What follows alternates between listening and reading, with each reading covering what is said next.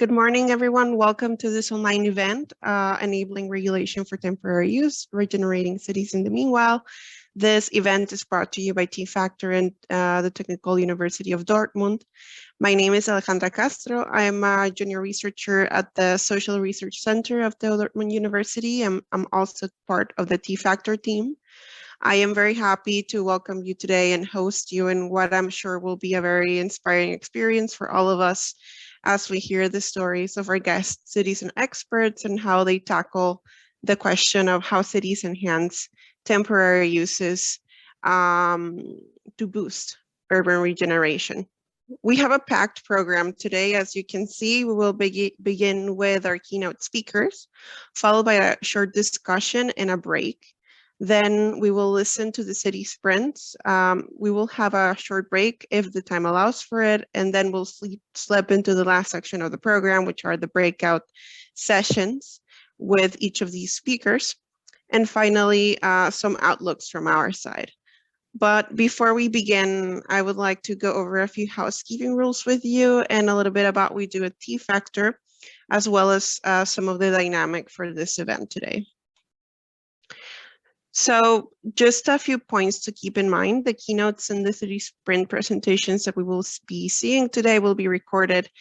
And this part of the session will be held in focus mode, which means you're only going to be able to see the presenter. And we also kindly ask you to keep yourself muted throughout these presentations. We also invite you to put all your questions, comments, suggestions, thoughts, ideas in the workshop's Miro board, which I will go over with you. In short, my colleague Eva or Joaquim will be sharing the link to that in the chat soon, and I'm sure you also received it in some of our communications through emails.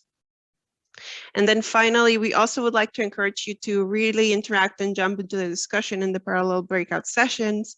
Don't worry, this part it's not going to be recorded. And don't worry about the language barriers. Most of us today are not English native speakers, so it's all good. We invite you to join the discussion. And so before we go into the next part, I would like to go over with you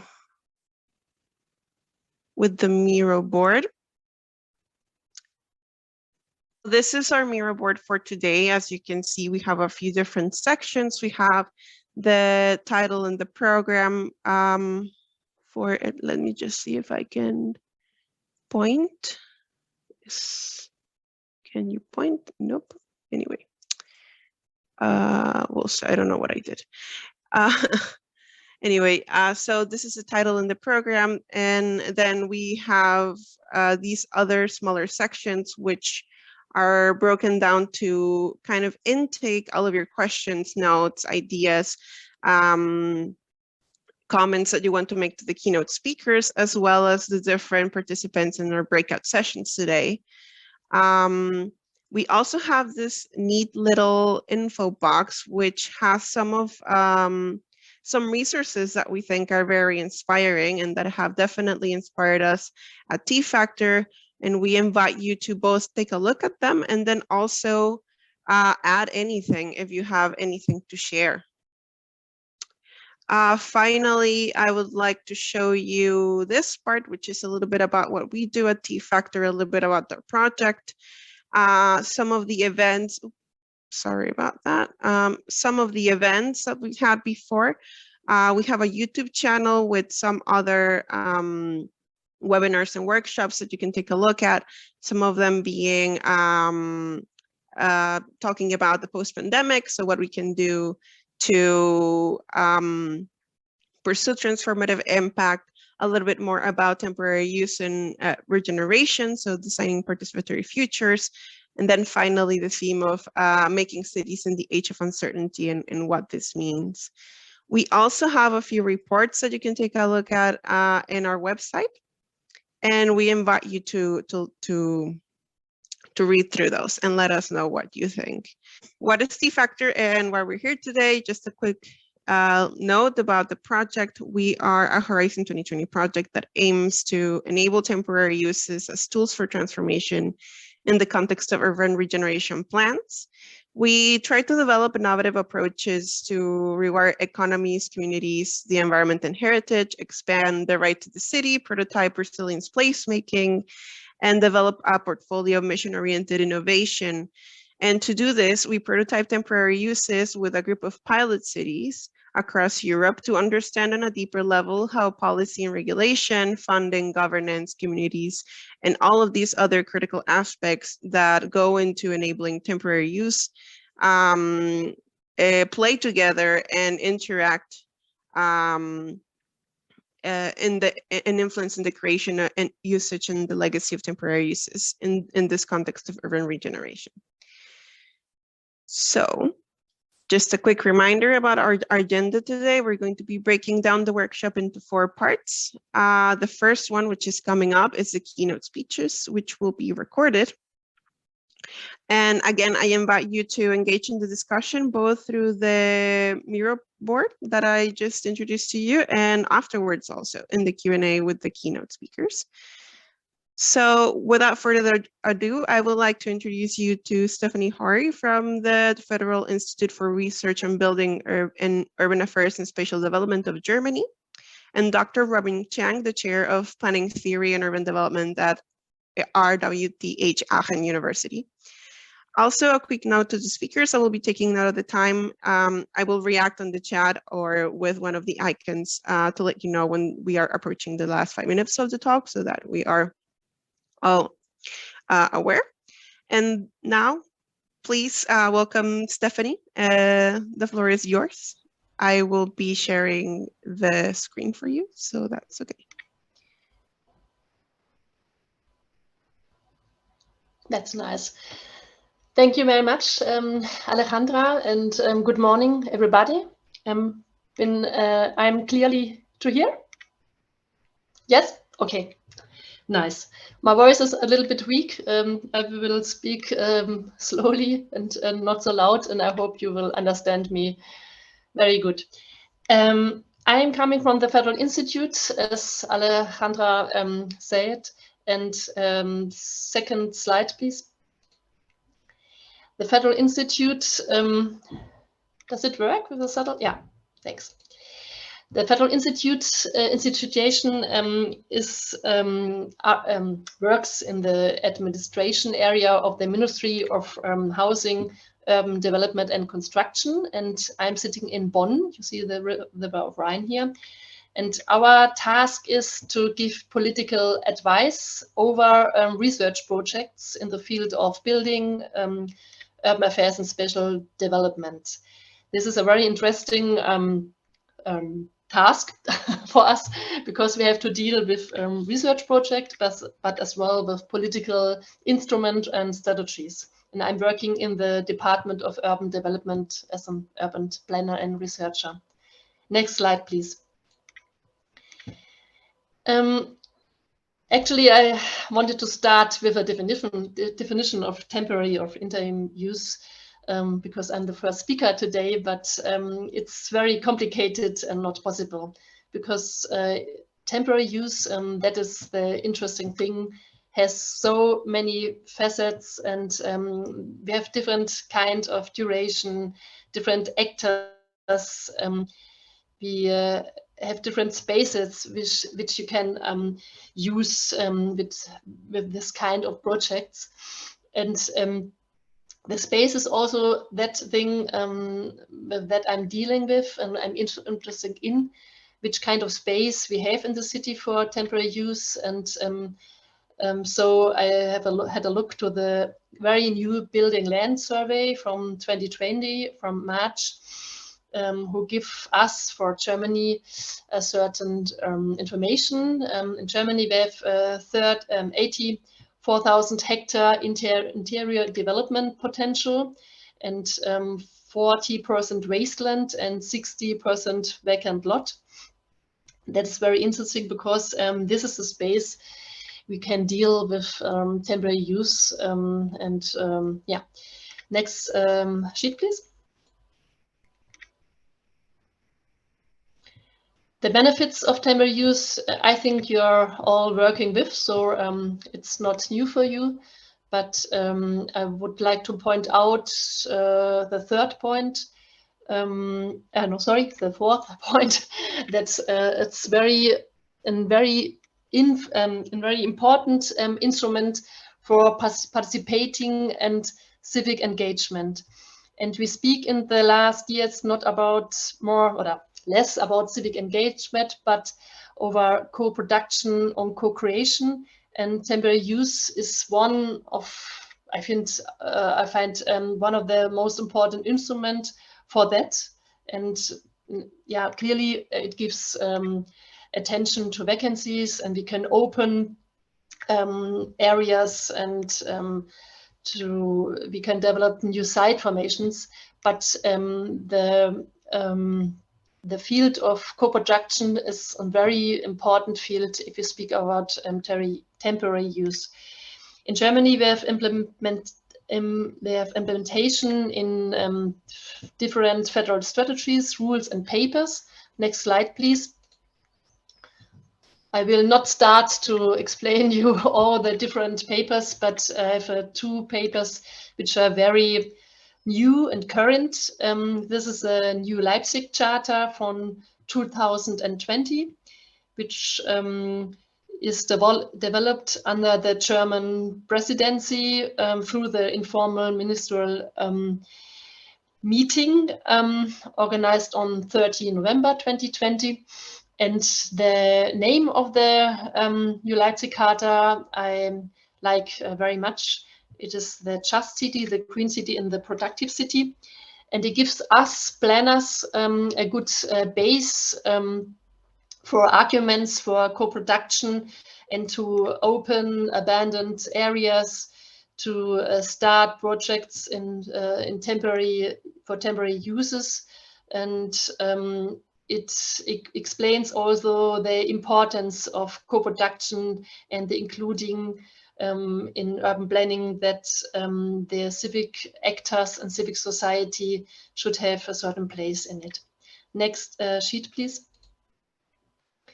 Very new is also the Innenstadtstrategie, the strategy for inner cities, which we have prepared in our department with my colleagues, and a certain Beirat, association of experts, has developed and goes further on with it. In this strategy, you can find several chapters about temporary use and the role of transformation in cities and the role of the sector of the civic society. Very important strategy for us now, because we know all that the inner cities have, also in Germany, I think in other areas as well, have huge structural problems. In the Corona pandemic, we saw also which changes we can see in the inner city if people stay at home, and we have problems with empty buildings and empty areas. Temporary use can be a very useful instrument to transform our cities. Next sheet, please.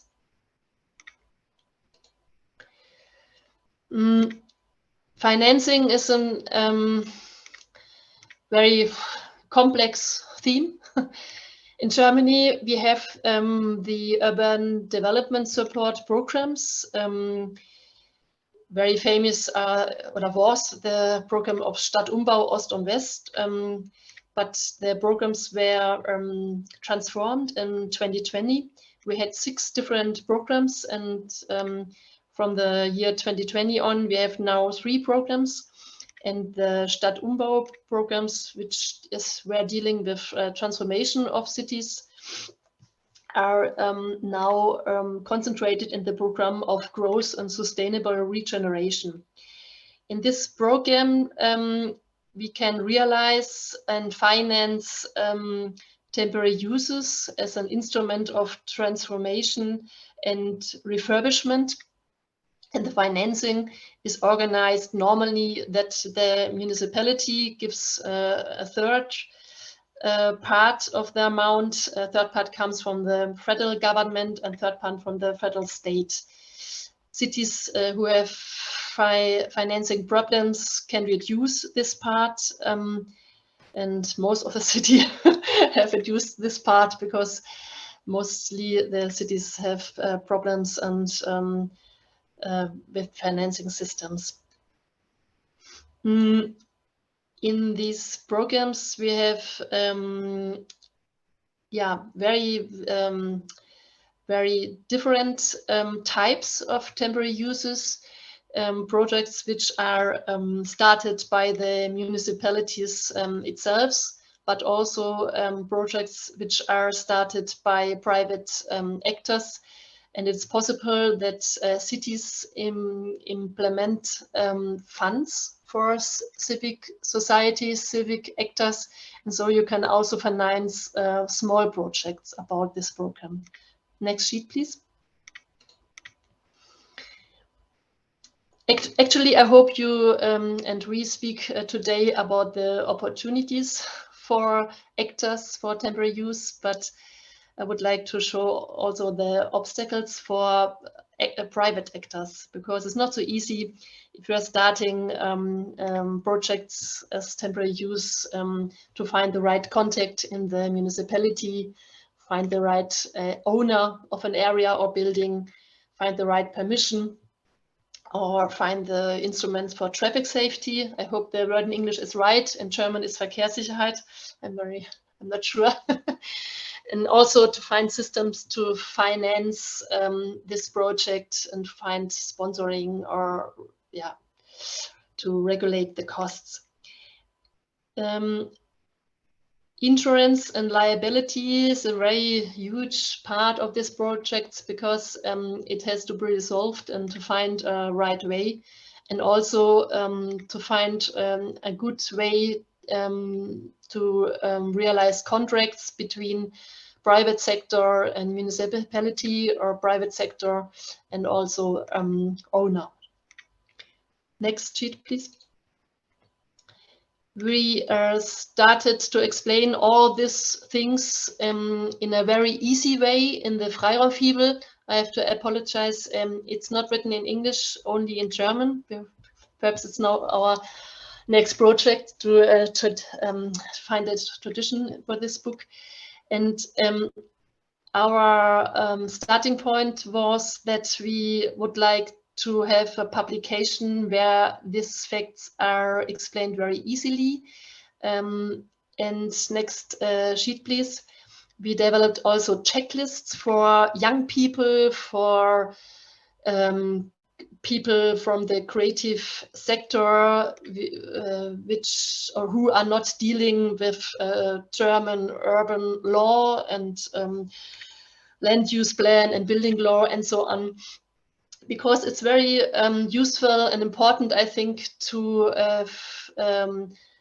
make sure that such kind of projects are going on a legal way, find a solution and check all the things they can check, and also to know which kind of space it is, because we have different rules and regulation for private spaces and open spaces. Next sheet, please. And also to look after safety and fire protection, because these two aspects are the very beginning of a project to make it legal.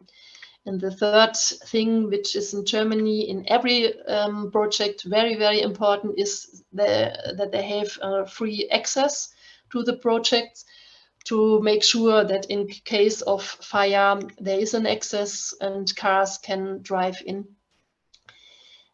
We have a lot of regulations and permissions. If you realize a project as an event, you need an event permission. You have to check if you need permission of a building and which kind of building you have. We have different types of buildings. We have fliegende Bauten. That means in English we have a type of flexible building which has no contact to the ground and have other rules, or easier way for permission as normal buildings and so on. It's not the time to explain all, but I think in other countries it's complex as well as in Germany. Next slide, please. I would like to show with 5 examples the different kind or of types of temporary uses, and which aspects are important for us as a federal institution, also for the ministry. Here's a very new project which is integrated in our research of Green Urban Labs and other research programs. The name is Stadtlabor Büchel, City Labor Büchel in Aachen, a city in the western part of Cologne, near the frontier of the Netherlands. And it's very interesting because the city itself bought an abandoned parking area from a private owner, and is starting now a project to develop a new space for the society, a new space for neighborhood. And the integration with the neighborhood is huge, is very big, because they're working with 20 different initiatives. And what is important for us or interesting and you, the aim and the target of the area is not fixed. It is an open space, it's an open project, and they find out through different scenarios in which future this area can develop and can go.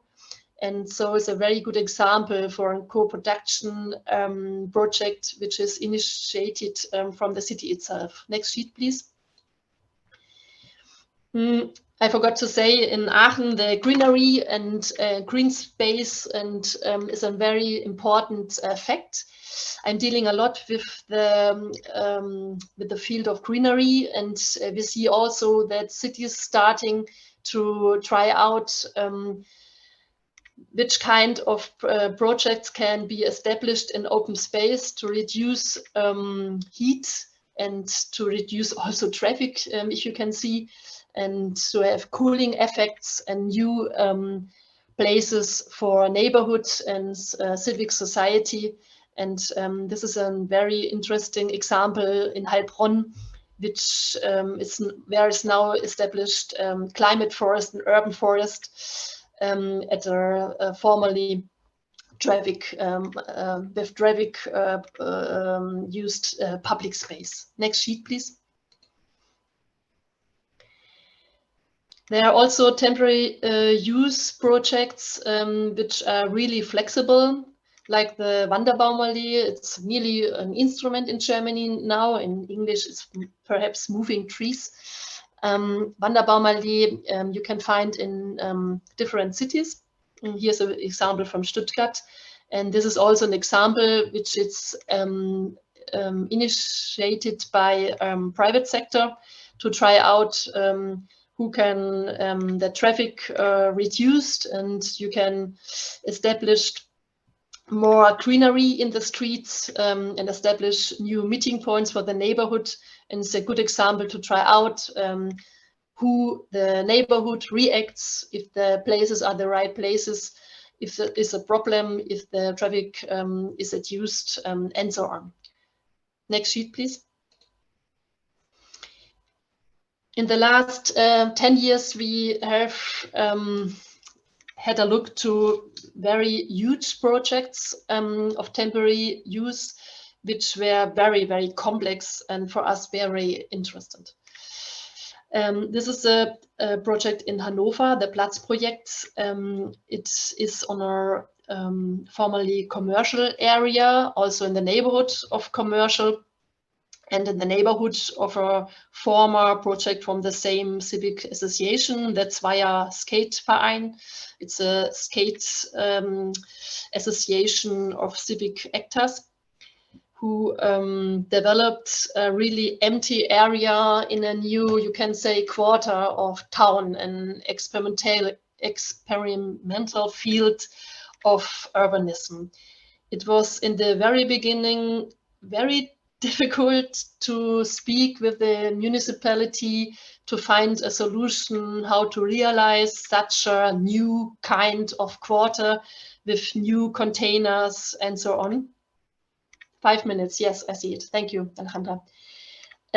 But we find a way that we financed also an expert, Gerd Schmidt-Eichstädt, which is the expert for German urban law, and he could give advice for the project, for the municipality, how to realize such a complex and new model of urbanism. And the one rule was, which is now still active, that is no housing possible, but all other kinds of uses now, like cultural, art uses, sport uses, it's possible. And German laws goes with it, you can say. But all the containers have to produce a certain safety, and also the fire protection has to be controlled. And if you're in Hanover, visit the Platzprojekt as an urban planner. It's really interesting for how a city could be, or an area could be in another way developed. Last sheet, please. And very, I dealt a lot with the Mellow Park in Berlin, which is also a project from a private association.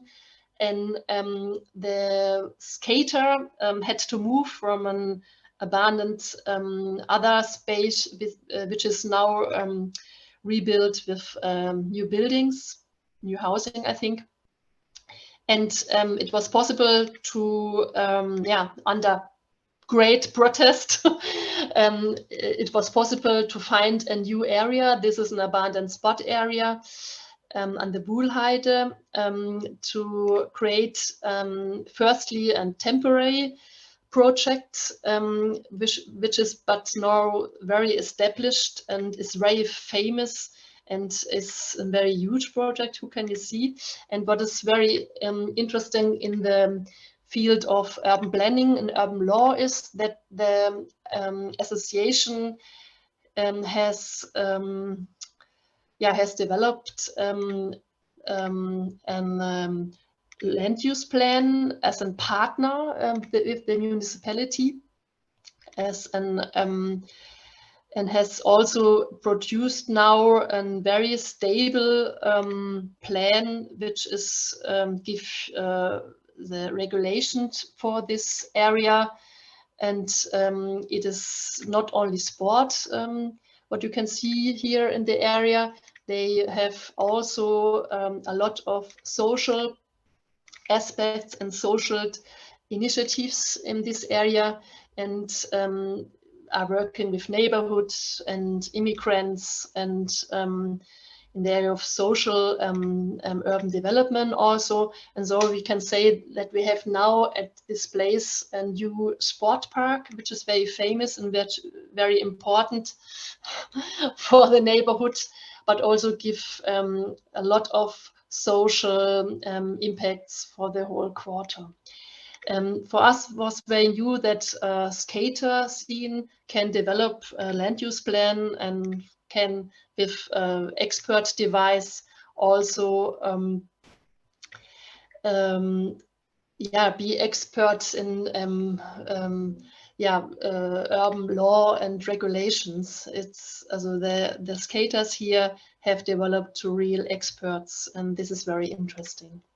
So thank you very much. I will end and finish with this sheet, and I think you have such a lot other presentations with other aspects, and perhaps it was a little bit an overview from my point of view. Thank you very much.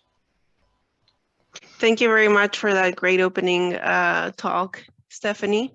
And without further ado, I would like to cede the floor to Robin. You will be sharing your slides, right, Robin? Yeah, that's correct. Okay. I'll try to do this right now. Let's see if I can get this going.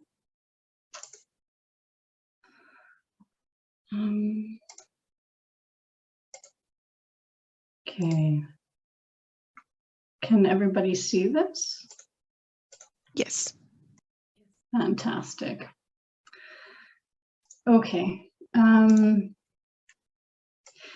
Yeah, so good morning, good afternoon, good evening to everyone. I'd first like to thank the organizers as well as everybody here today, and Stephanie for the great opening, which really sets the tone for my presentation now. My name is Robin Chang, and I'm currently research staff based at the chair of planning theory and urban development in Aachen, so at RWTH Aachen University. TU Dortmund, as well as Dortmund more generally, are not alien to me, as I was based there until last year at the Department of European Planning Cultures. But I'll, without further ado, jump into my presentation. For those of you familiar with Dortmund, you might recognize this photo. It's actually a photo that merges two images from the same space at different points in time. And I'm going to warn everybody right off the bat that this presentation is going to be a bit of a counterpoint to Stephanie's keynote, in that I'm going to try to encourage a little bit of conceptual exploration. So what I mean by this is that, for instance, this image is an expression of the relationships between different forms of time, temporality more specifically, and space, and the way we understand them. And I believe this way of framing temporary use is integral, so the focus on temporality, in understanding how temporary uses disappear or stabilize. And in particular, for the latter, which was at the heart of my doctoral research that I recently defended, I think that and hope that some of the insights I share today might be helpful for you as much as they have for me in my ongoing journey for research and reflection. Here we go. Most of us as lay people or experts think of space in relation to time as something that is bracketed. So what we really think of is the duration of activities within these spaces and structures, or their functions. And in that sense, I mean that there's a clear beginning and end, and this actually emphasizes a certain way of thinking about time that is very binary. Something is either permanent or temporary. But this is actually a very limited way of understanding how time in relation to temporary uses or urban development should look. In actuality, I would argue that the picture is much less clear-cut. It is not really temporary, nor is it permanent, but is much more complex, with patterns and speeds of multitude of temporalities. And I mean that there are different rhythms, and that there are different tempos that accelerate, decelerate, that cross and interweave. And spaces and structures at a range of these moments in time, they act as capsules for a much more fluid and enduring, but also ephemeral at the same time, quality of time. These qualities of time can be short, long, they can punctuate, they can interrupt. As I had mentioned before, they're rhythmic, they have pace. Sometimes they're temporary, other times they're permanent. We only really begin to see this when we take a step back. So just to further highlight, the examples that I will draw from today here will mostly highlight from Rotterdam to counterpoint to the German examples we saw earlier. And in this particular case, we're looking at warehouses in industrial and harbor areas that have basically observed how different types of uses, serving different sets of actors, come together at this point in history for trading and warehousing. But these uses also dissipate over time, pull apart. And then other new uses and actors, constellations of them, come together and remain or become synchronized at a space in a new type of configuration. So this configuration then dedicates the opportunity or creates the opportunity for commitment to a particular type of place that also reflects a particular period in time and phase in time. So in this sense, what I'm trying to emphasize here is that it is not the duration of the activities, but rather the temporalities and the rhythmic temporalities that really make the space come alive, as they have in this old warehouse in Rotterdam. In the particular spaces that have been meant here for trade and storage, these have now come together to host boxes for other uses, other forms or more modern interpretations of trade and storage of temporary use. But they also reflect a new quality specific to this area in the Keilerwerf neighborhood of Rotterdam. This nature and quality is singular to the location, and in Keilerwerf in Rotterdam, it was also very interesting because these temporary uses were also what made the area extremely successful in terms of development and innovation. When we move on to another example, we can also find similar illustrations in more inner urban core areas. This is not unique to Rotterdam. We'll see lots of cases today, and I'm sure that other experiences are similar. In this case, in central Rotterdam, an older office building from post-war and modernist construction might have once served very regular clockwork tempos of shift work and came to rest basically in a lull that followed the financial crisis. During this type of a pause, if you will, what development or redevelopment that could have happened then didn't for a while, but then did pick up again with other new temporalities. In these cases, those of nature, similar to the urban forest or mitigation effects that were showed in earlier examples. They also came to host and cater to new temporalities of creative work. And this actually is an example that reflects a very successful case of het Schieblok in Rotterdam. But beyond this, it's not just simply the temporaries of kind of a general temporaries that we have to recognize.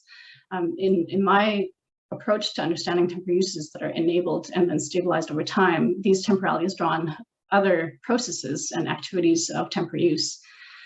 These include those of adaptation, through which experimentation helps individuals as well as collective initiatives adapt to build circumstances.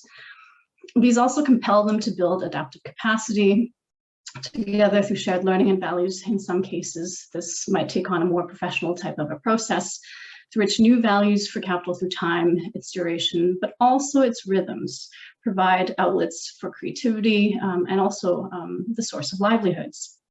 And finally, a focus in my research also looked at processes of communication, in which the very words and ways we think about and articulate time and temporality can either reflect new brands and identities and values, but they can also be entrenched in very modernist and politically economic ways of thinking about time and space.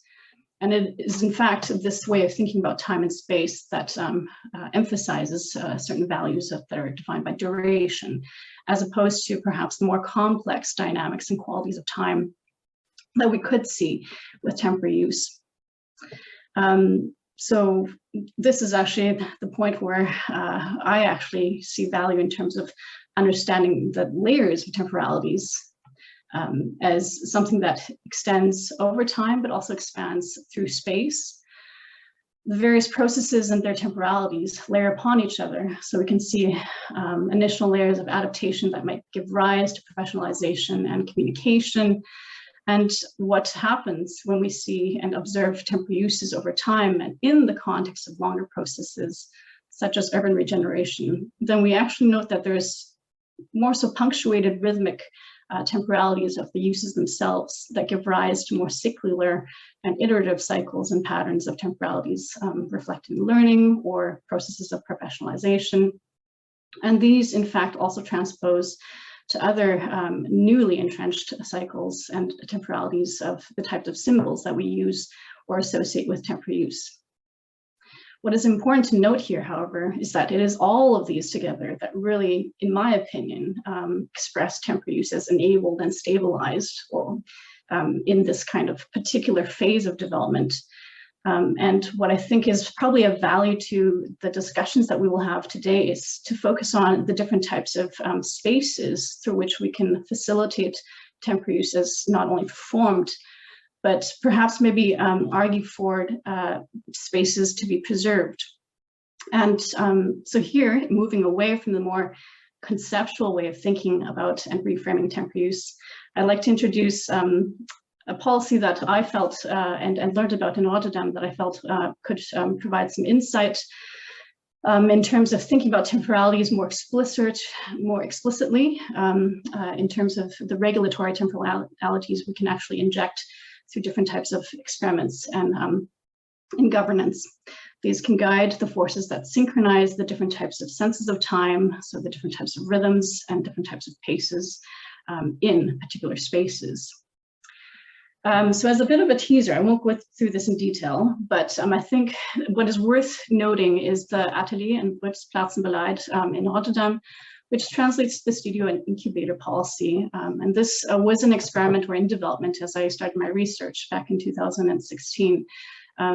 Quite a few Dutch cities have actually either looked into this or implemented these policies. And I would say that a lot of the policies that other cities have looked at, including those in Germany, are similar to this. However, I think there is some things that we could also look at in more detail, reflected by the objectives for this policy, that could provide some things for us to think about and reflect on. In particular, this policy has tried to align the more fixed and permanent or enduring temporalities of buildings and structures with space, along with the temporalities that have been a lot more ephemeral or more rhythmic, as I would prefer, from creative and entrepreneurial communities.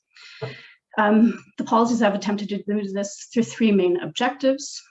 These synchronize a range of temporalities that are short, long, midterm, but also try to account for possibilities for inclusiveness, allowing for affordability, as well as considerations for development across the municipality.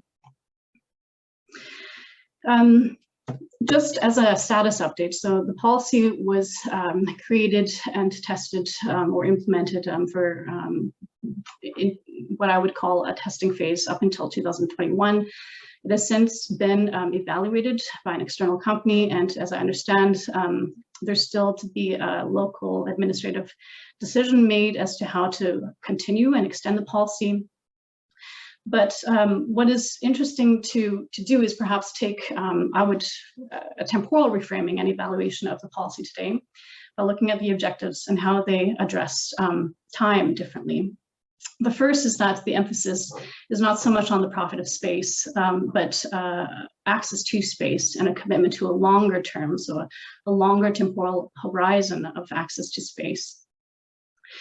This is explicitly communicated in the policy, in that it not only aims to create space for temporary uses, but also to preserve space. So while this has perhaps not been, well, I wouldn't say that's not been accomplished, but it's still probably in early phases of development. I think that this is really ambitious and perhaps something that we can think about today when we consider how to enable and really give life or a legacy to temporary uses.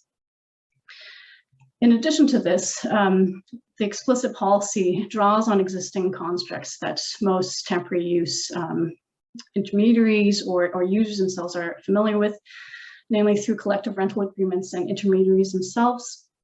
In Rotterdam, the Stichting Kunstaccommodatie Rotterdam, so SCAR, has emerged as a preferred intermediary to help manage not only the properties, but also the temporary uses. And what is interesting to note here is that while this policy does subsidize SCAR as an intermediary, the emphasis for the temporary users or the uses is not necessarily about subsidizing the uses over time, but rather to focus on creating a floor or committing to the book value calculations for how property should be managed and sublet. And so in this sense, actually encourage temporary users themselves to look at how to develop long-term or at least mid to long-term viable initiatives, at least from a financial sense. What is also interesting to move on to, however, is not just the structure for creating space for talent, but how this is actually inclusive. So what is also explicit in this policy is the accounting for, excuse me, diverse temporalities, and not just looking at a specific extent of duration or permanency as success. So what I mean by this is that when you look at the different sets of or milieus of temporary use locations that are managed by this policy and the intermediaries that carry out this policy, there is differentiation between short and long-term locations for temporary uses to actually incubate, to start, experiment, catalyze, and then actually incubate. And this carries or is built upon the principle of creative vacancy management that is not just about looking at how to create or create spaces, open up spaces through vacant buildings, but also create long-term opportunities that are fair, so financially fair to temporary users who have limited financial resources at the beginning. So they do have a standard rental rate of 50 euros per square meter, and this is comparable across the Netherlands to the other incubator policies and prices that have been implemented. In this case, improvements, so the cost for improvements to hardware, to building, would be passed on, and only inflation, but that base standard rental rate remains the same, or at least there is a commitment to that. Finally, in terms of how this more broadly contributes to urban development, as I had mentioned earlier, this kind of links back to this initial aim to really preserve space as well.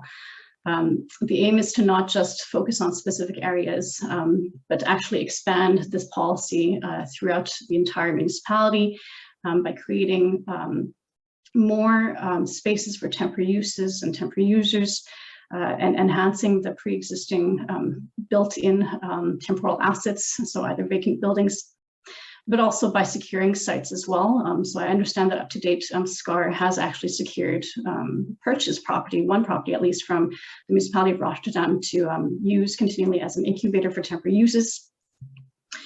There's also been initiatives to open up discussions with district or area level committees, so sub-levels of government, to really identify and extend the possibilities for new spaces, and also really take into account the functional diversity, so consider also the synergies between the types of uses available. Sorry to interrupt, Robin, if you can quickly wrap up so we can allow for a few questions. Sure, yeah.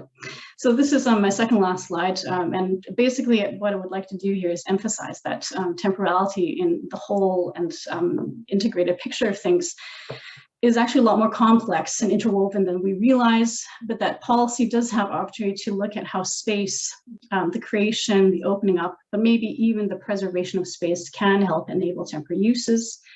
In the sense, it is space, but also the pace, the different types of temporalities and rhythms that we can integrate into these spaces that really can bring something, I would argue, for temporary uses in the long term. And with that, I thank you all for your attention and time, and look forward to the rest of discussions today. Thank you very much, Robin, for that wonderful presentation, and I'm sure there will be quite a few questions. I would first go with Stephanie. There's a few questions about the Freiraumfibel. So I will bundle them up. Basically, the first one, how the Freiraumfibel could be translated, what aspects of the regulation do not only apply to the German context, but you think are transversal to most European countries. And then also, in general, how has the experience been with this tool, and has it worked? Whether you measure the impact and how. Okay. First question, yeah. We have in the Freiraumfibel are the German rules in the field of land use plans, Baugesetzbuch, and also the what's in English, Building Code Act, the Beordnungsrecht, which is not international. So with tradition, I mean, we have also actors in Germany which are not speaking German. So it would be good to have it in English as well, because we see in the civic sector a huge diversity. That means a lot of people are not coming from Germany. And so, I mean, that's important that they have it in English. You cannot use the Freiraumfibel in other countries because it's especially for German law. And the second, I have to read it. And the second question was, yeah, also the experience with the Freiraumfibel, we can measure because the Freiraumfibel is the most wanted book of the BBSR, we are now, we have printed, I don't know the word Auflage in English. I'm sorry, what's Auflage in English? Auflage?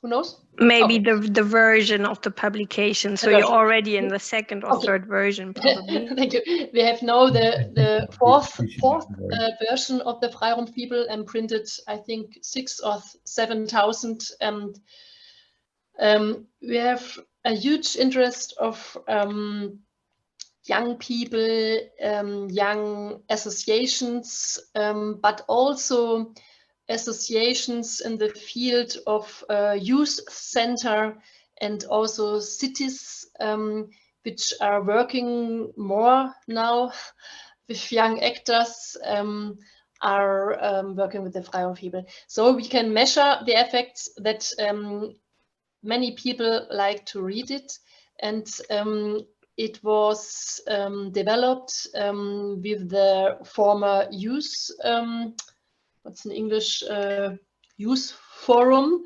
what is now named the Urbane Liga.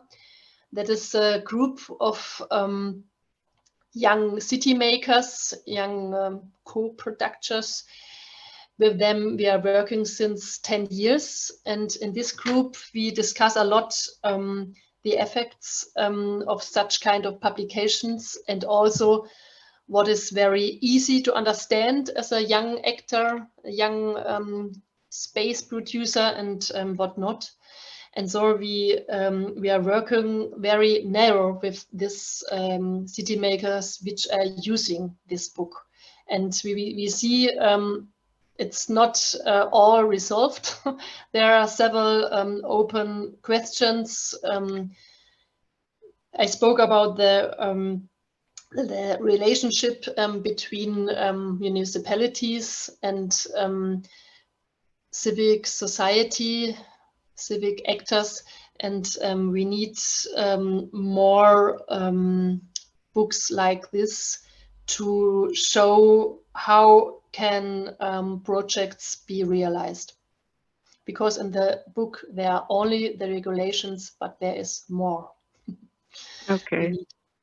Good. Well, good. And maybe one last question to Robin before we go to the break. Also, as a note, Robin will be joining the breakout sessions later. So any other questions that you have for her, definitely put them up, and they'll be part of the discussion. I think we can go with if you can elaborate on what you mean with prioritizing temporaneity and not duration. Yeah, that's a great question. So essentially what I'm trying to get with that is the openness and the readiness to accept a range of types of use timeframes. There is a general predilection for a lot of property owners to look for the best use that can take or that can rent or lease a space for the longest period of time. So more optimally fulfill this longer duration of how much time could be activated for a particular space or structure. And that in itself is kind of an implicit bias that we have when we consider spaces. I think what is necessary and what there has been arguments for in research definitely, and already recognized by temporary uses, is that sometimes the short term is okay. In looking at the use experiences in Rotterdam, there were lots of users who actually preferred shorter term contracts because that allowed for the flexibility for them to move on to different spaces and expand accordingly. And so the different types of contractual arrangements or setups that allow for that in a clustered setting. So the incubator policy does look at more of a milieu development that has to be built in or at least be recognized upfront. So in that sense, the prioritization is then for temporalities or the different types of lengths, but also how you can really weave in the different types of rhythms. So not just multifunctional, but multifunctional in terms of the different types of terms of time that also are associated with the very different types of uses at one particular site. Okay, thank you very much. And I look forward to listening more about how this discussion unfolds later on. Before we begin, I would just like to go over a little bit of a presentation of who's joining us today. For the city sprints, we have the city of Bremen, Hamburg, Monke, Gladbach, I'm sorry for my German, Ghent, Nantes, Heidelberg, and Bologna. As you may remember, we are going to be joining different breakout sessions later today. So in order to do that and to be able to put your questions in the breakout where they belong, I will be presenting the speakers according to the room where they will be joining later on. So the first breakout room is composed by 3 different speakers. Oliver Hasselmann from Bremen, Germany, and Zwischenzeitzentrale, Stefan Strom from Mönchengladbach, Germany, and Jörg Jessen from Jena, Germany. Then we have contract templates, user agreements, and financing mechanisms with Lucie Renaud from Nantes, Emma Tutgat from Ghent. Then we have the temporary use, art and cultural activity with Katharina Pelka from Heidelberg. Finally, we have the policy level options for regulating temporary use with Chiara Manaresi and Robin Chang, who you just met in the previous block. And so without further ado, I would like to give the floor to Oliver Hasselmann. And I would also like to remind the speakers that I will be keeping track of the time and I will be signaling when you are approaching the end of your time slot. Thank you. Yes, thank you. Hello, everybody. Can everybody hear me? Is it fine? Yeah. Yeah, thank you for the invitation and the opportunity to speak here about the ZZZ, the Zwischenzeitzentrale Bremen. It's a project that is now already in its 13th year in Bremen. We had been funding in the beginning by the Federal Institute, had a strong connection to the colleague of Ms. Howry. First of all, I want to say it's nice to see so many familiar faces, as we had been in touch with a lot of the people here taking part from different cities. And maybe concerning the ZZZ, beside being funded in its first 3 years by the federal government, we had been part of the backed city network Refill, which was based on the experience on temporary use by the different cities. We will hear the examples from Ghent and Nantes as well. And that was quite refreshing. And so I think this is a good opportunity as well. Okay, first slide. Concerning the situation in Bremen, the city of Bremen already started with kind of temporary use agencies already in 2007. In that time, it was limited to a certain area of the city and was basically experimental in the case of like yeah, as an experiment on how temporary use can be part of city development and can be maybe give some added value, especially to that area. But since then, it has very much changed into an established instrument in the urban planning in Bremen.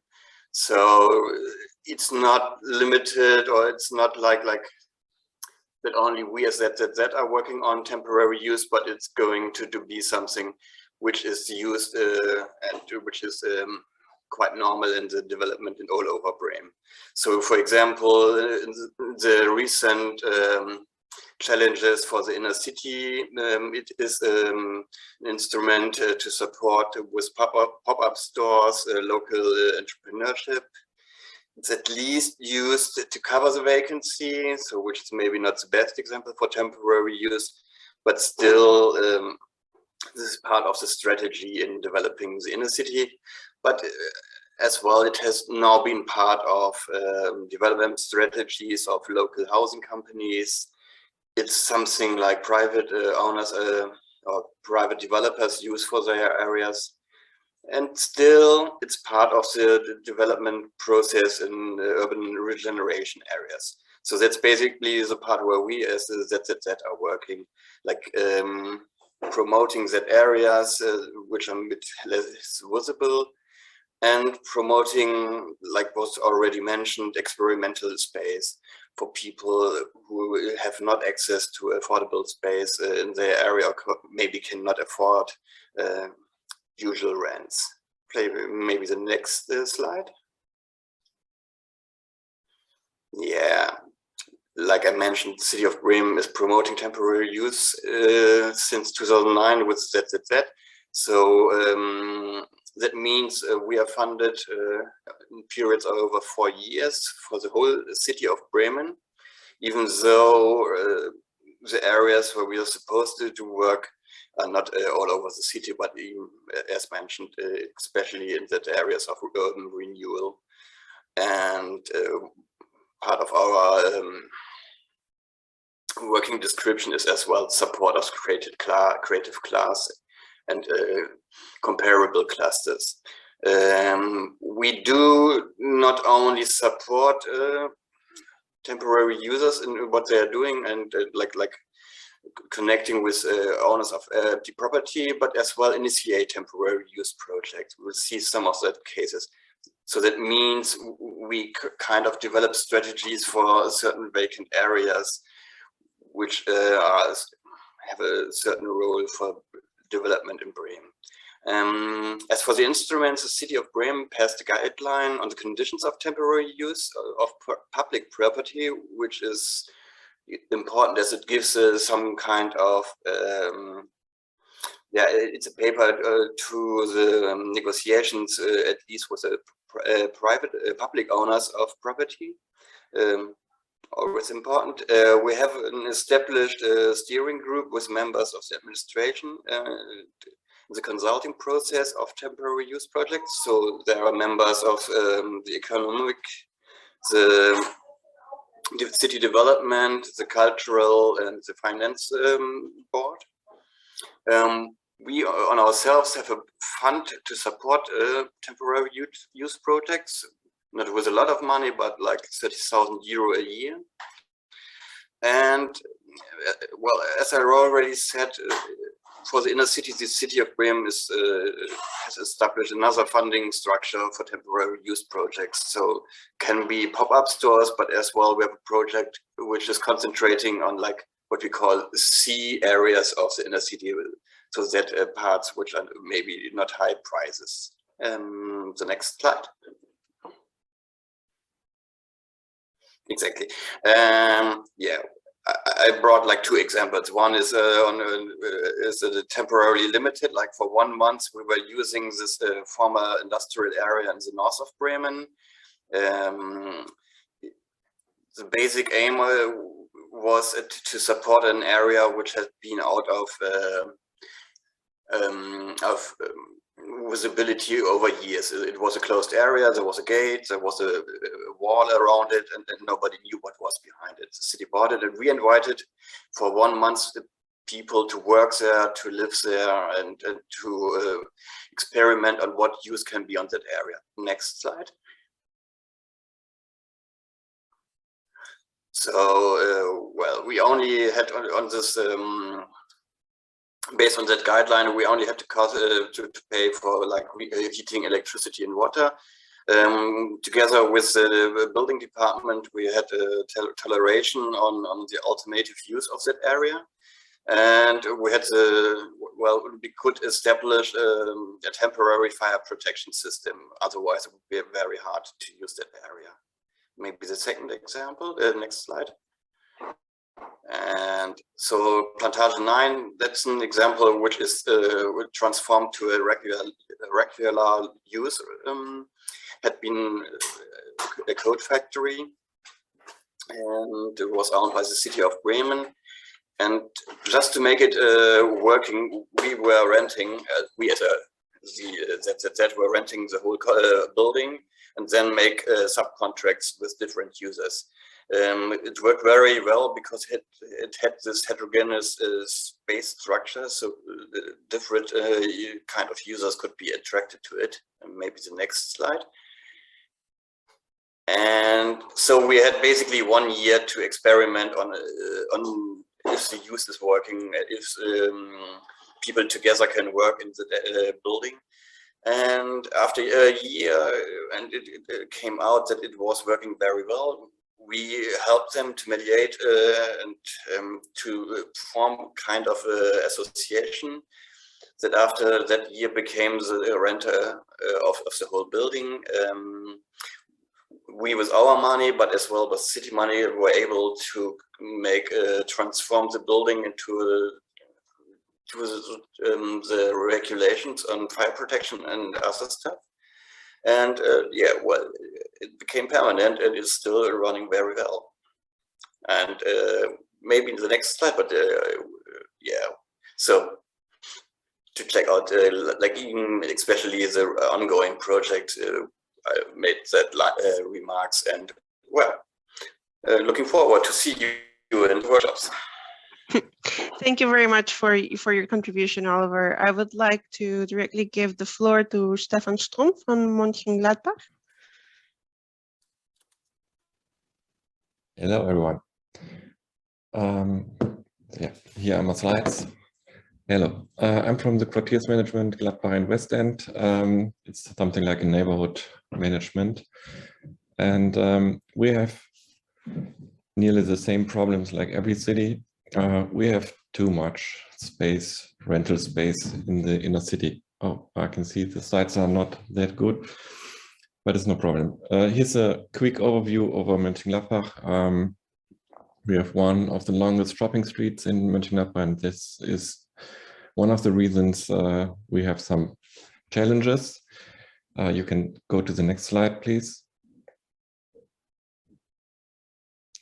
So here you can see it is very long, and so we worked with some planner together and tried to shorten it. And then we thought, how can we do it? Because we have so much space left then if the rental is gone. So next to the next slide, please. So we started with a pop-up festival called Shoutside. In English, I would say it's showtime. So we talked to 20 private owners and asked them if we could use their space for temporary use. We got 60 users, and they could design in it, play in it, and try their new concepts. In the first year, we did it for 1 month. In the second year for 3 months, and then in the last year for nearly half a year.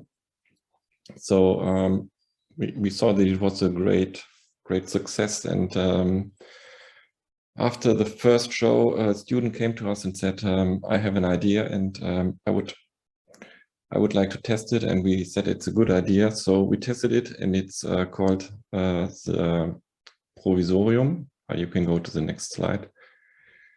Provisorium is like a platform we built then, like a matching platform, where owner can put in their empty spaces for a very low rent, as you can see.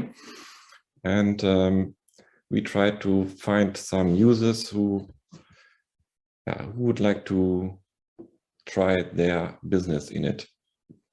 And as it's just a screenshot of the site. We are like the Tinder for possibilities, I would say, and for a better city.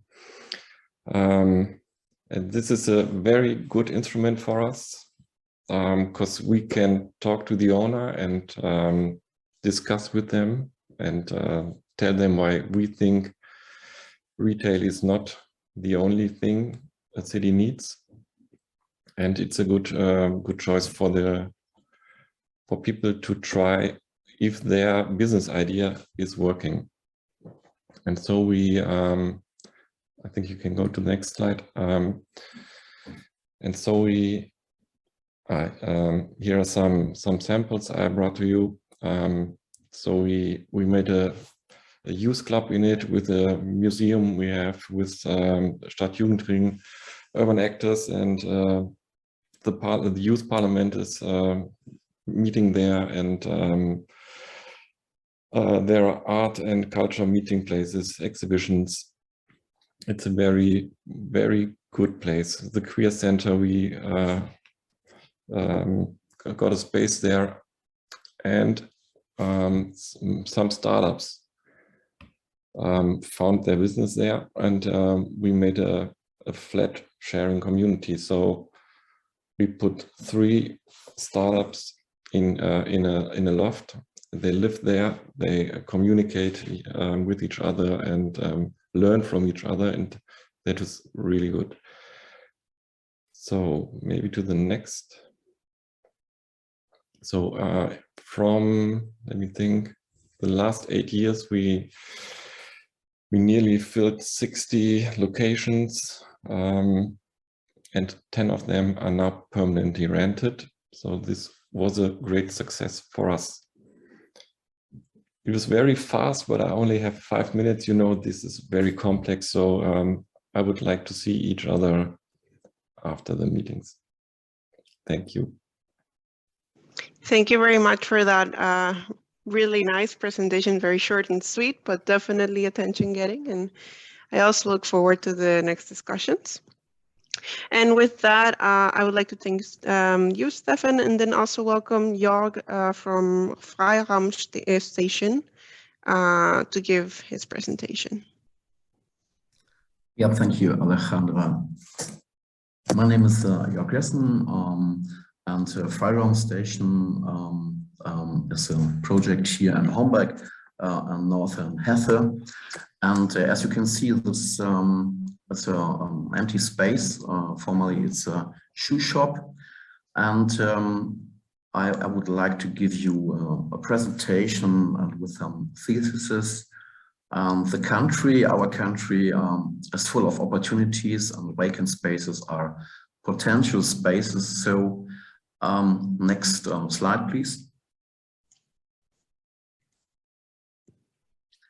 So the conception is we would like to invite impulse givers. As you can see on the left side, about 20 young people coming from big cities. And the countryside, Homberg is situated in the countryside. It's a small city with 14,000 inhabitants.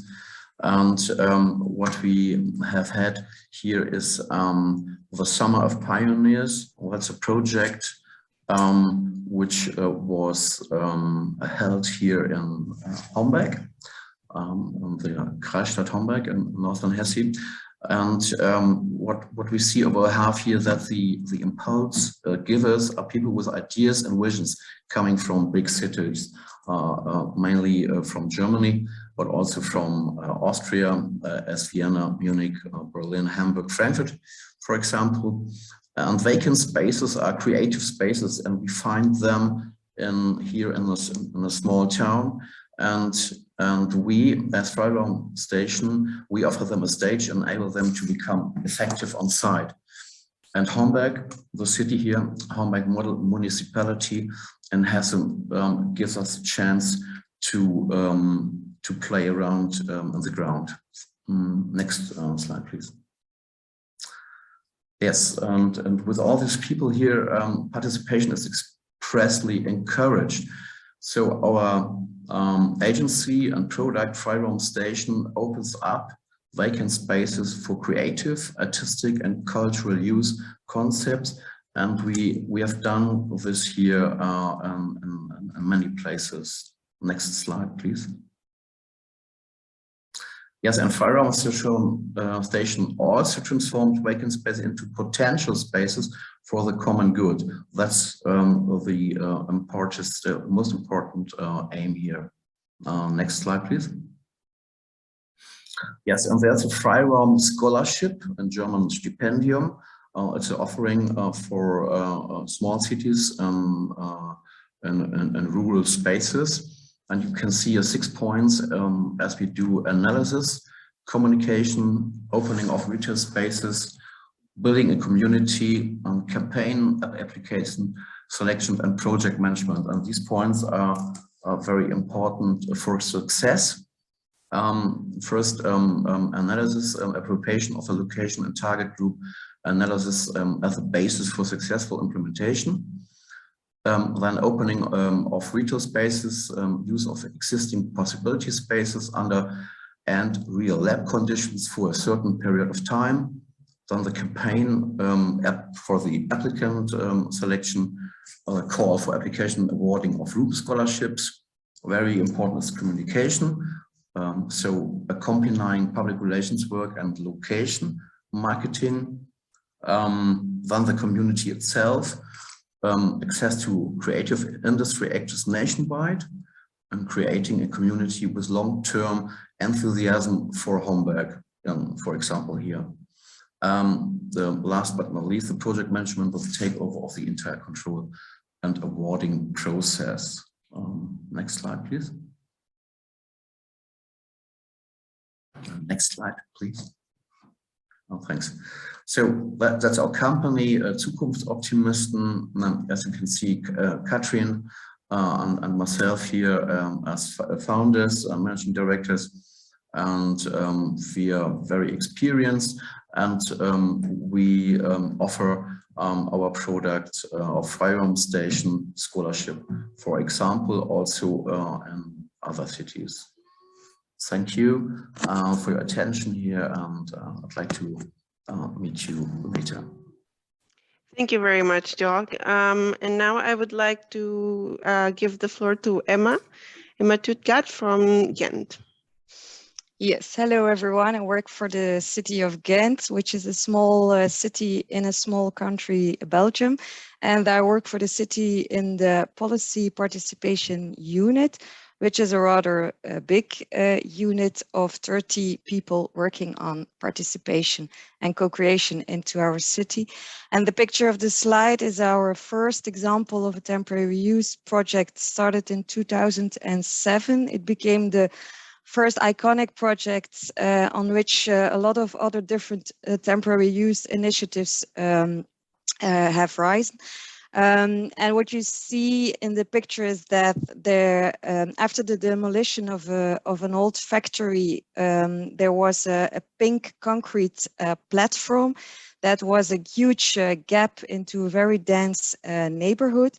And the professional partners that were already working in the neighborhood asked themselves and said, what if we give the space to the residents, to the inhabitants? And they asked the residents, what would you do with this enormous space that is empty now? And so a lot of the people who were living there were migrants from Turkish country, and they wanted to build this city gardens. They wanted to grow vegetables in the garden. And on the empty plot, there was a central meeting point became, and a lot of people, a lot of residents of the neighborhood came to connect with each other, connect with the professional partners that were already in the area, and also connect with the city. And as a city, this was a way of listening to the needs and the opinion of the people, which normally in classical participation methods, we wouldn't reach these kind of people. So this was really a new way of co-creation and co-production of the future in our city. And that's the way we want to look to temporary use. So in the next slide, you can see that we saw already from this first experiments that there are a lot of, and there are multiple benefits of temporary use, which made it very easy to build a policy around it, because it is sustainable. It is a catalyst for social, cultural, and economic activities. It brings new life. It's a dynamic to the city, and it ensures more connection between the residents and the city. So two very important supporting instruments of that policy. On the next slide, you can find we have a fund, a temporary use fund that the City Council makes a budget of 300,000 years available for initiatives of temporary use, and we help them in starting the initiative in temporary use and make the building safe. And another very important supporting instrument is the neighborhood manager. The neighborhood manager is working in the policy participation unit, so it's a civil servant, but it's really the connection between the city's residents in that neighborhood and the city council. And the way they work is that they have to listen to the citizens, they have to connect with the citizens, they have to facilitate new ideas, new projects, and try to find solutions for these new ideas. So these supporting instruments, and especially the fund, made a rise of very different temporary use initiatives. I think we have 50 temporary use projects in the city going on. And on the next slide, I just want to show you 3 examples in how we use the instrument of temporary use. And so the first one is the 019, which is a cultural initiative. And we don't have a lot of space in Ghent. Small cities, small space. So space is very expensive. And in a way, it's an easy instrument to give space to creative actors in your city and to bring the dynamic and the innovation that the city needs. Another example is Nest. Nest started in the old library. The library moved because of a new modern building. And so the old library was empty for 1 year. Also, the city said, what if we could give this huge building to the citizens? And so we made a call, and a lot of citizens with new ideas and new projects that are working on the challenges of the city future. For example, there were a lot of new projects of sharing systems, and they could all stay there for 1 year, which is not a long term period, but it gives them the opportunity to build a very strong network between all these creative people and all the people with this really new ideas. And also they were given a platform of with the society of their new ways and new opportunities, their new solutions. And so it's not the space that was sustainable, but it was the network that was built in that space that is still sustainable in our city. And I don't think I have time, Alejandra. You have 1 more minute. Okay, so the last one is just an example of how we use temporary use as a way of experimenting within urban renewal projects, because urban renewal project, as was the example in the first one and the one of Dock, which happened in the old Docks, Old Harbor, and waiting for a new housing project, it takes a lot of time. And now as a city, we actively search for this temporary use project in this urban renewal planning, because it's a way of immediately search and experiment new functions for that area. So we very actively search for temporary use actors who are working, co-creating with the citizens in this big renewal areas, and we take the new functions, we try to put them in this long-term planning areas. So thank you so much. We worked with Bremen and Nantes in this Urbact refill projects on temporary use. So you can find all information on that. Thank you very much. Thank you, Emma. And that's a great transition to introduce Lucie Renaud from the Samoa Agency in Nantes. So the floor is yours, Lucie. Hello, hi everyone. Yes, thank you for the nice introduction. I was going to mention as well that we were part of the refill project that was brilliantly led by the city of Ghent and Emma here. And of course, it brings back very good memories. So I'm Lucie Renaud, so I'm an international project manager for Samoa in Nantes, west of France. So very briefly, Samoa is a private agency, is a city-owned private agency. We were created and we are controlled by the Metropolitan Authority of Nantes.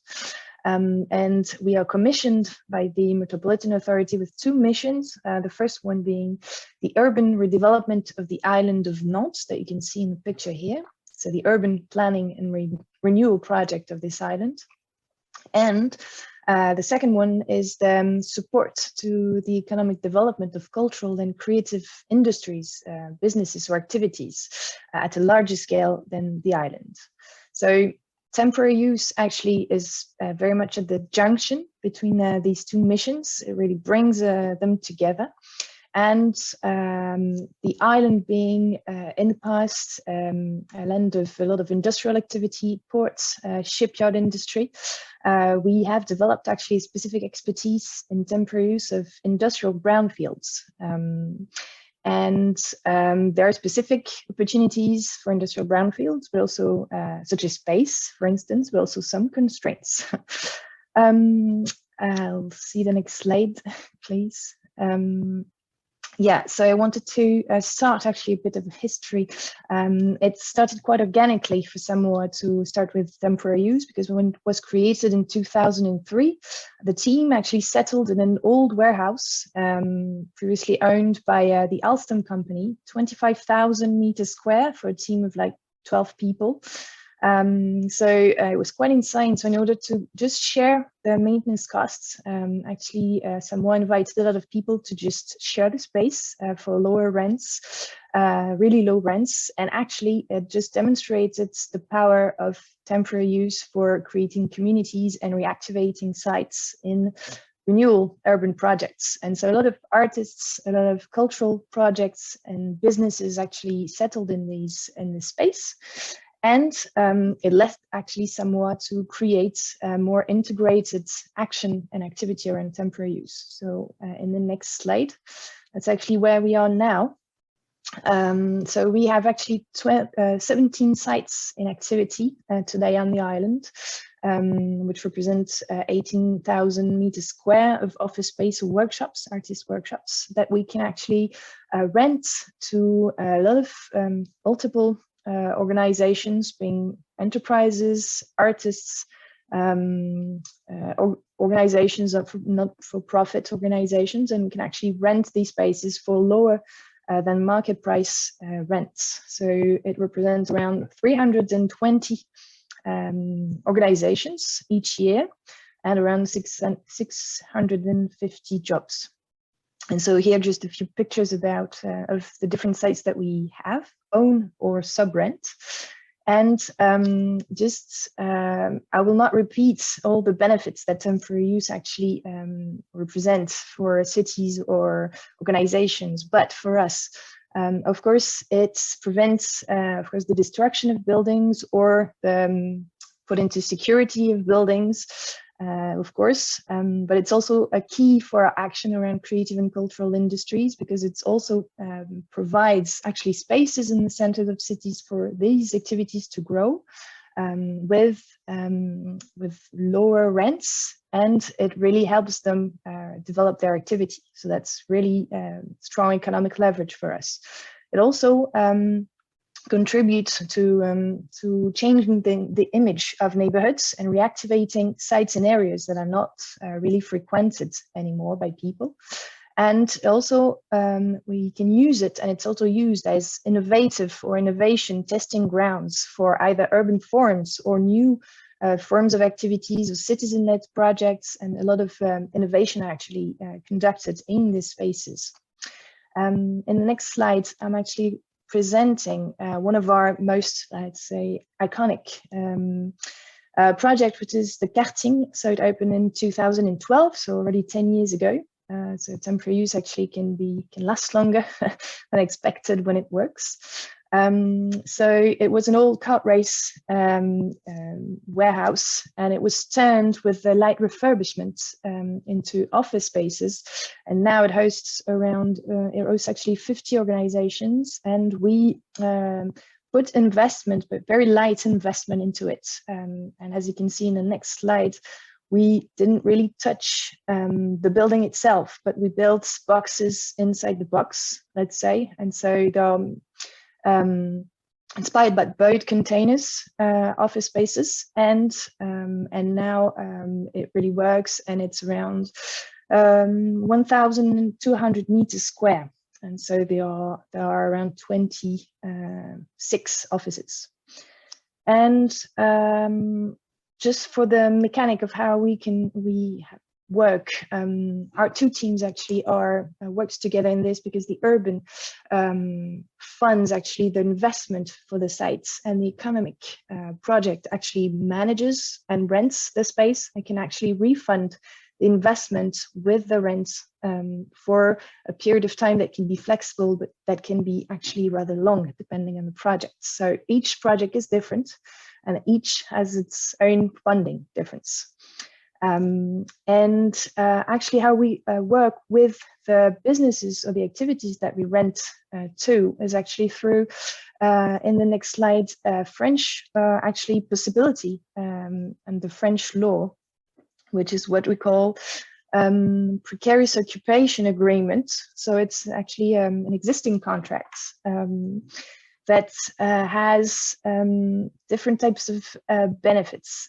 First, it doesn't have to have a period of time. Actually, it can have an end date or not. It doesn't impose on the owner to be really strict around investments that are needed and norms like security norms, fire security, and so on. And it can be ended by both parties, either the owner or the rentee, at any time. So that's also flexibility that is very interesting for us, and that works really well. And so that's that precarious occupation agreement is actually, we are able to use it because of the uncertainty around the advancement of the urban renewal project and the uncertainty of the activities that will be there. So that provides us with this opportunity. And in the next slide, I'll just end with our last most recent temporary use project. It used to be wholesale food markets that we were able to preserve a part of it, a small part of it. It's actually 17,000 meters square in total. And it's going to be used for studios and rehearsal platforms. And we really want to provide laboratories and innovation testing grounds in this area for new cultural activities and also new types of events. How can we organize events in the center of cities without being a pollution or a nuisance for the people living nearby? So we'll try a lot of things around this area, and it's quite motivating. So thank you. Thank you very much, Lucy. And I now would like to give the floor to Katarina Pelka from the Office of Cultural and Creative Industries in Heidelberg. So, hello everyone. Thank you very much, Alexandra and Eva, for the kind invitation. And well, I will jump right into my presentation. The city of Heidelberg is actually in a very fortunate situation. There's a little vacancy, so please switch to the next slide. There's little vacancy that cannot be rented again in a short period. There are mainly small vacancies within retail properties, so there are no visible concentrations of vacancies, neither in the city center nor in other areas. Here, temporary uses mainly serve to create space offers. The greatest demand for appropriate spaces comes from, well, not surprisingly, from artists and from startups, self-employed people and small businesses from the cultural and creative industries. All with the same problem, to find suitable and affordable spaces on the real estate market. Next slide, please. Here are only few municipal properties that could be put to temporary use without major financial outlay. The first one was implemented in 2012, the Breidenbach Studios, a former industrial building, now used by creatives, artists, and groups from art, music, photography, or other creative fields. The engagement of the city in this process were the support in the approval process means in this case, taking the actors by the hand in the beginning. The engagement was a very low rent, a quite generous handling of approvals for events, and continuous exchange with the relevant administrative departments and the temporary users, and a regular extension of the rental period until the space is actually put to other users. Next slide, please. This successful project was a beginning for some individual temporary users in the following years. Increasingly, the topic has been discussed in the city politics since 2017 and has been actively promoted since then. I will mention here three, from my point of view, central actions and activities. The first one is establishment of an agency for temporary use, Zwischennutzungsagentur 10Z, Team Z. The City Council decided to engage an agency to work on the issues of temporary users. From our perspective, it was a good decision to award the contract externally. The team brings enormous expertise with professional backgrounds in businesses and in architecture. And very important, they are extremely well connected within the local creative and cultural scene. Team Z plays a role in the city administration via the link of this Office of Cultural and Creative Industries. The second one, yes, thanks. The second one is the creation of a roadmap. We used good examples from other cities and also the mentioned Freiraumfibel to draw a roadmap. It specifies the necessary steps for implementation, legal requirements, and the contact persons in the city administration. For us, this roadmap is very valuable, especially because of the creation process. All necessary departments were brought to one table. They discussed the different professional perspectives, and in the end, all agreed on a common approach. The third one is the establishment of a jour fixe for temporary use. This is our regular meeting of members of the administration and the agency. It provides early information. It provides an exchange of all stakeholders and offers the opportunity to find solutions together. In the daily work, Team Z undertakes various tasks and activities to implement temporary use. For example, establishing contacts with potential users and with property owners, creation of concepts for potential users, and very important, public relations, in our case, especially via social media. So within the last years, several temporary use projects with different focuses have been implemented in Heidelberg. Short-term projects between 1 and 3 months, or longer-term projects like the Zwischennutzungscampus, interim use campus, with a time period of about 3 years. Within the building, you can see on the picture, there are about 7,000 square meters used for temporary use. The real estate developer was interested in temporary uses as long as a black zero comes out. Leasing of typical offices and commercial units were possible without any problems. But due to the building structure, the use of the former canteen and cafeteria building was not so easy. Team Z played there a central role to bring it in a temporary use. Last slide, please. Today, more than 50 self-employed people and startups from a wide range of industries are temporarily located at the site, from biotech to e-bike or app development to film, dance, and art production. So my last remark is about the title of my presentation. It was opportunities through cooperation, because temporary uses can only be implemented jointly in cooperation between several players. And for this, as often stated in planning processes, communication is the decisive tool. So thank you very much for the attention, and I'm looking forward to meeting you in the workshop later on. Thank you very much. And with that, I would like to cede the floor to Chiara from the municipality of Bologna. Thank you very much. You can start with the second slide. Thank you. First of all, I'd like to focus on the changing role of temporary use in Bologna in the last 15 years. As often happens, urban practice have helped the municipality and also the private owners of building to recognize the importance of temporary use. The first spontaneous experience have had great success between citizens, but they were very difficult to frame in the urban rules. Gradually, city administrators have realized the value of temporary use. And in 2015, the municipality has modified a part of its building regulation to admit temporary use in the meanwhile of an urban transformation, that is, until the approval of an implementation plan. In the following years, national and regional laws have allowed temporary use in vacant building and unused space under two conditions. One, only for activities of public and general interest. And second, by signing an agreement between the municipality, the users, and the owner.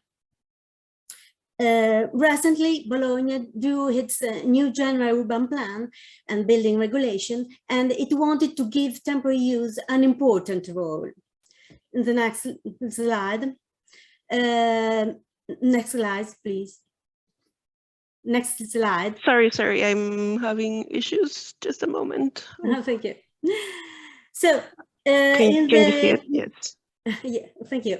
So in the new urban planning instrument, temporary use is not only meanwhile use, but it's a very important step in all urban process.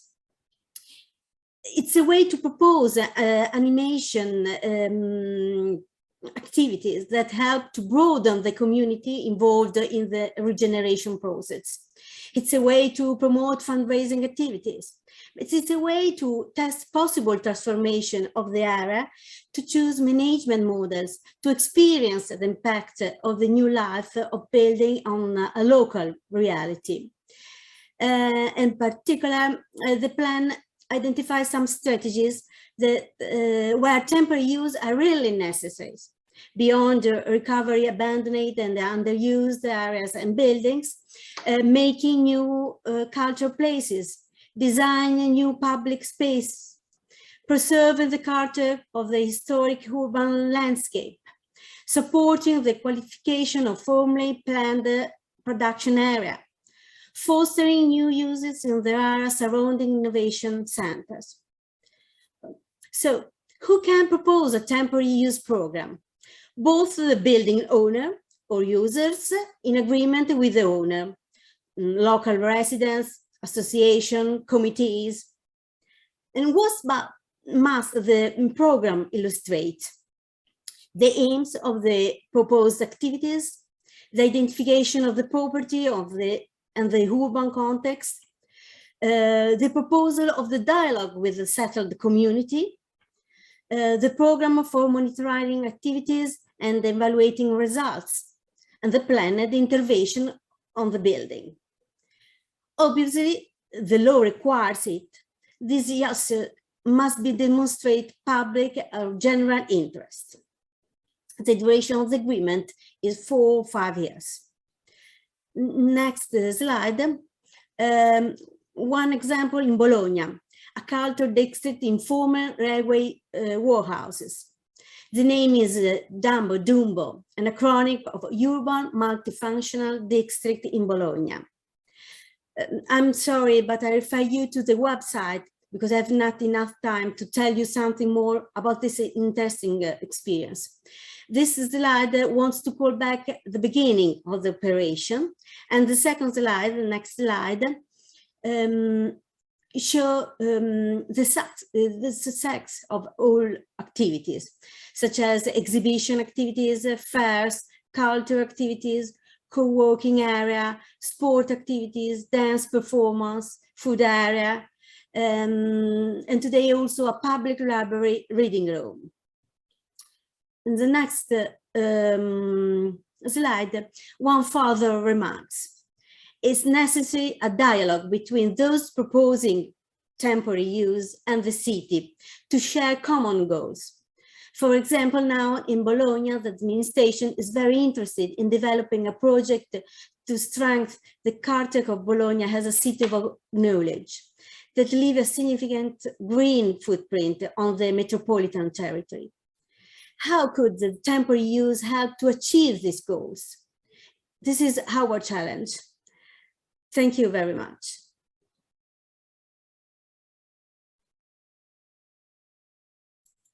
Thank you very much, Chiara, for that wonderful presentation, and apologies for the little hiccups, the technical hiccups.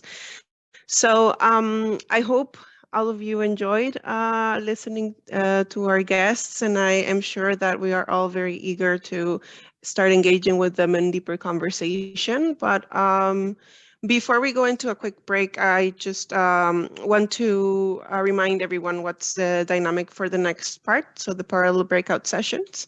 As you may remember, there will be 5 different breakouts: temporary use, agencies, contract templates, user agreements and financing mechanisms, temporary use, art and cultural activities, the policy level, and then implementing temporary use.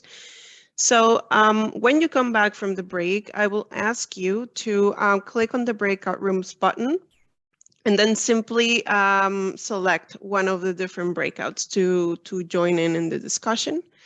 The breakout will start at 11:40, not 30, so that we have a chance for a little break.